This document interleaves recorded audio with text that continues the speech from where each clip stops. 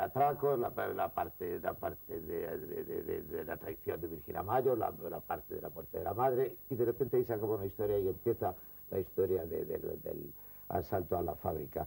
Y bueno, pues en fin, efectivamente, como todas las tragedias griegas, pues tiene unos personajes que son absolutamente arquetípicos, simbólicos.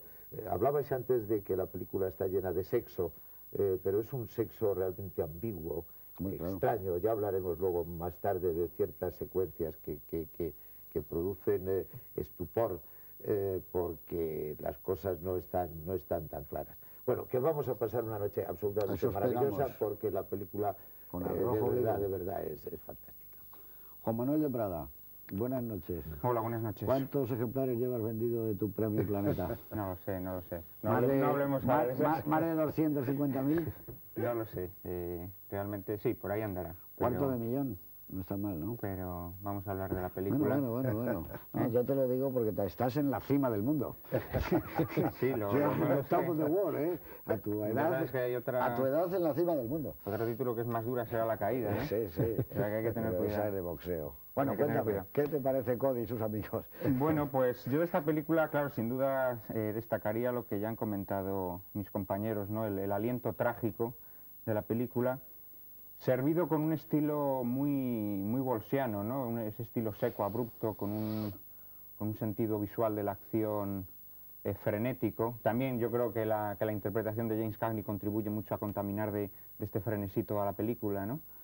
Y luego, bueno, destacaría el tratamiento que hace Raoul Walsh de los personajes a los que nunca los juzga. Expone sus motivos y sus acciones y sus reacciones, pero nunca las tiñe de ningún tipo de juicio moral, ¿no?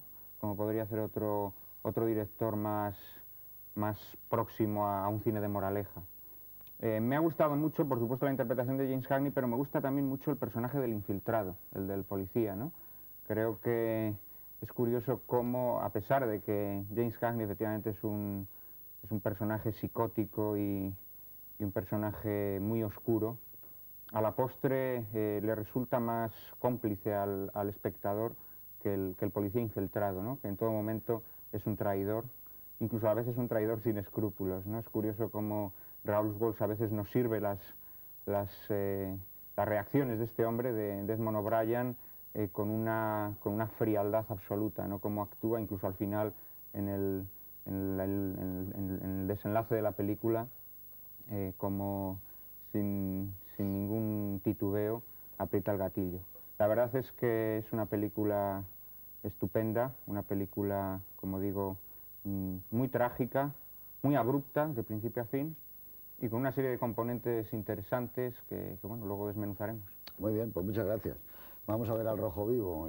Hay muchas maneras de ver películas, pero yo creo que esta hay que verla absolutamente entregado y entusiasmado a ellas, porque esto es cine. También hay muchos tipos de cine, pero desde luego esto es cine. El ritmo de esta película, desde que arranca, parece que vamos a ver asalto y robo de un tren, aquel era el primer western que se hizo en 1910. El arranque ya es trepidante y ya no lo va a dejar nunca. Como decía Eduardo Torres Dulce, participa del cine de gángster, pero también del cine carcelario. Hay momentos donde uno tiene la sensación de que Donald Siegel ha visto muchas veces esta película, porque Fuga de Alcatraz, hay momentos que hasta la planificación la recuerda. Yo creo que es la primera vez que yo sepa que sale un drive-in, un cine de esos donde se iba al cine con un coche para ver las películas. Aquí en España hubo muy pocas ocasiones de haber visto esto. Había uno cerca del aeropuerto de Barajas, pero yo no recuerdo nunca haber visto antes de esta película cómo se podía meter uno en el coche y luego te daban un micrófono y veías la película, no sé. Luego lo que tiene es la intensidad que transmite James Cagney a toda la película. Es uno de los actores más intensos que ha habido nunca, con una energía especial, desarrollaba algo que cuando estaba a su lado podía ocurrir cualquier cosa. Y decía Juan Manuel de Prada lo de la pistola, es que yo creo que es de los tipos que mejor han sabido utilizar un arma, y a veces incluso es un duro sin necesidad de la pistola. Algo ocurre. Y fíjense también otro actor, Steve Cochrane, el novio de Virginia Mayo, una especie de Tom Berenger de ahora, que era un actor también magnífico para este tipo de películas, Carretera 301, etc. En cualquier caso, esto es una alegría, así que comience la fiesta con todos ustedes. Al Rojo Vivo, de Raoul Walsh. Vaya explosión, ¿eh? Impresionante.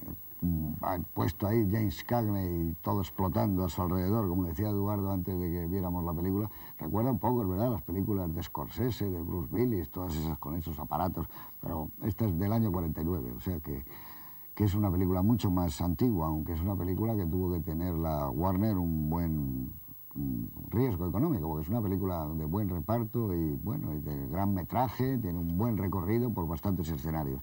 Es del año 49, aparece ese año un clásico, aparece en las librerías El Aleph de Jorge Luis Borges, ni más ni menos, y el escritor cubano Alejo Carpentier publica El reino de este mundo. En este mismo año gana el Oscar la película Todos los hombres del rey, de Robert Rosen. Y Mankiewicz, Joseph L. Mankiewicz, por carta a 3 esposas, es votado como mejor director. La mejor película extranjera, el Oscar a la mejor película extranjera, es Ladrón de bicicletas, de Vittorio De Sica. En Cannes se premia El tercer hombre como mejor película. No está nada mal el cine que se hacía en ese año, por cierto. Los éxitos de taquilla en Estados Unidos son Pinky, de Elia Kazan, Nido de víboras, de Anatole Litvak, La novia era él, de Howard Hawks, Juana de Arco, de Fleming, y Mujercitas, de Mervyn Leroy.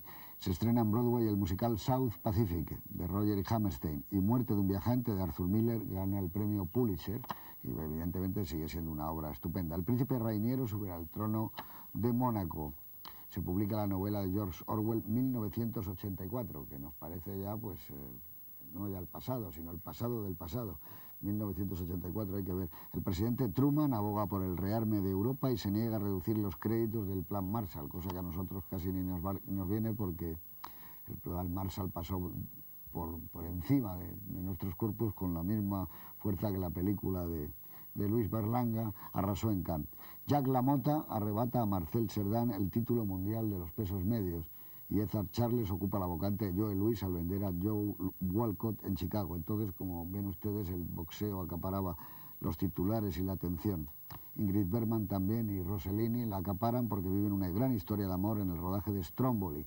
La actriz incluso anuncia con su retirada del cine, dice que solo hará películas con su marido, con el que se va a casar inmediatamente, que es Roberto Rossellini. Mao Zedong anuncia en Pekín, que por cierto ya no se dice Pekín, se dice Beijing, según me ha dicho mi amigo Eduardo Torres Dulce. Toda la vida era Pekín, pero ahora es Beijing. Bueno, pues anuncia en Beijing la fundación de la República Popular China. Se estrena en España una obra que produce un acontecimiento sin precedentes. Historia de una escalera de Antonio Buero Vallejo, realmente una magnífica y estupenda obra de uno de los grandes dramaturgos españoles de este siglo. Muere el empresario y mecenas Salomon Guggenheim, cuyo museo de Nueva York tiene hoy sedes, además de en Venecia, en Bilbao, como todos ustedes saben. La Academia Sueca no se pone de acuerdo en la concesión del premio Nobel al que eran candidatos William Faulkner, Benedetto Croce, Winston Churchill y Carl Sandburg. Con pocos días de diferencia se presentan en Barcelona su primera exposición individual dos de los artistas del grupo Dau al Set, Anthony Tapis y Modest Cuixart.